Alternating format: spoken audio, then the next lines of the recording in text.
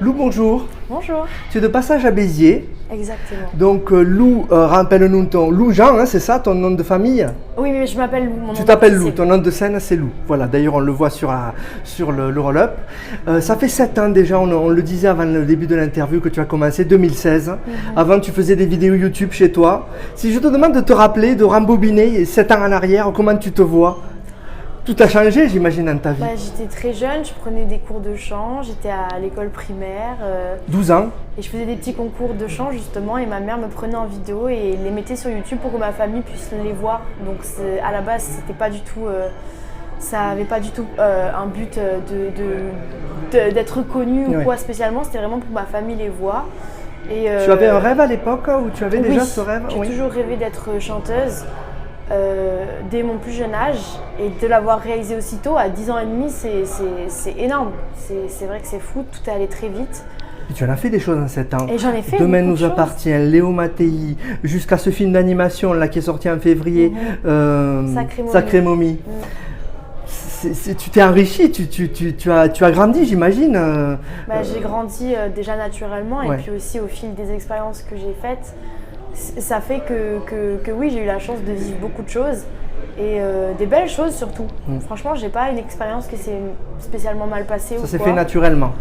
Non, mais ce que je veux dire, c'est que aussi, je pense que j'ai été bien entourée et à chaque fois, j'avais aussi de la bonne volonté. J'ai jamais fait les choses à contre-cœur ou alors par dépit. C'était tout avec beaucoup de passion et beaucoup d'envie. Ton papa est avec toi, tu es entouré, il te suit toujours? Oui, il s'occupe de moi maintenant. Donc il m'a toujours suivie parce que quand j'étais enfant, forcément, j'allais pas me rendre toute seule aux événements, aux rendez-vous. Et en fait, oui, c'est vrai qu'il y a quelque chose qui s'est créé et qui fait que maintenant il m'accompagne, alors même que je suis grande et tout. 19 ans déjà. Il y a quelque chose où maintenant il m'accompagne plus professionnellement, on va dire. Maintenant on travaille ensemble professionnellement aussi. Mais ça ne se ressent pas du tout en fait. Il n'y a pas du tout ce professionnalisme entre nous deux, juste voilà, en termes d'image et tout, c'est lui qui m'accompagne et je me sens plus confiante quand il est à mes côtés, oui. Oui, je comprends. Et puis la famille pour toi c'est important, j'imagine. Ouais. Voilà. Oui, c'est important, surtout quand on est très exposé, qu'on ne sait pas trop à qui se fier. Donc oui, j'ai toujours été proche de ma famille en fait et je pense que ça permet aussi de me dire que mon vrai cocon, c'est ma famille avant. C'est la base, quoi. C'est la base qui te permet de rester les pieds sur terre. Carrément. Parce que j'imagine que de découvrir la célébrité comme ça, jeune, dans ces années d'adolescence, c'est pas évident, ces années-là. Ouais, c'est vrai. Mais je pense qu'à tout âge, c'est pas évident de passer de l'ombre à la lumière, littéralement. Et c'est vrai que quand on est enfant, quand on se construit, c'est différent parce qu'aussi, il y a des choses que j'ai moins bien vécues que d'autres, évidemment. Le fait de grandir en étant une image publique, c'est pas facile tous les jours. Mais ça m'a pas, je l'ai pas mal vécu.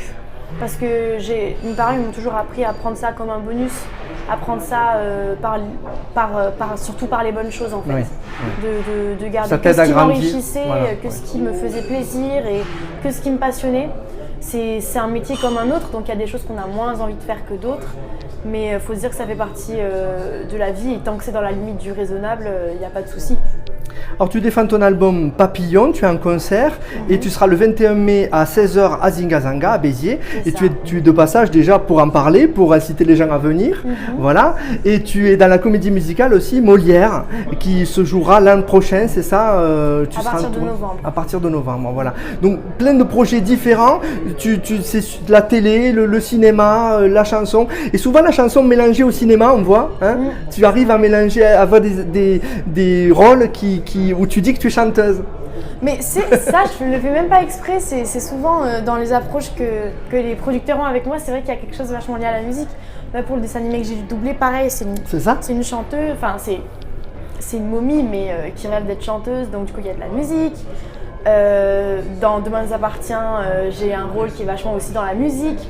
Et c'est pour ça que si j'ai d'autres projets dans l'acting ou quoi, j'aimerais avoir des rôles qui sortent vraiment de ça. J'ai eu la chance de faire ça, par exemple pour Léo Mattei, qui n'avait absolument rien à voir, ou même pour Joséphine Ange Gardien. Et ça, c'est cool aussi de sortir de ce truc parce que j'aime faire de la musique, mais c'est pas parce que j'aime faire de la musique que je veux jouer des rôles en rapport avec la musique forcément.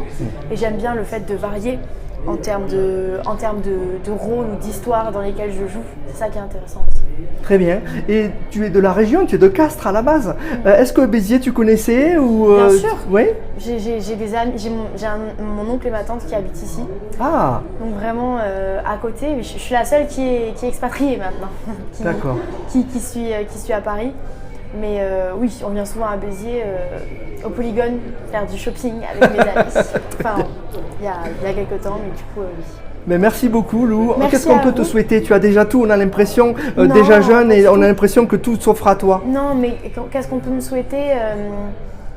Que je continue d'être aussi passionnée et que je continue à avoir de la chance aussi, parce qu'il y a une part de chance qui fait qu'on tombe sur les bonnes personnes au bon moment avec qui on va avoir l'opportunité de faire telle ou telle chose. Juste qu'on me souhaite que je continue d'être dans la musique. Que tu continues à écrire aussi parce que tu écris. Mais peu importe que je sois une star ou pas, que je continue à être dans ce métier-là et que je continue à faire ce qui me passionne. Ça te fait vivre. Merci beaucoup Lou. Merci à vous.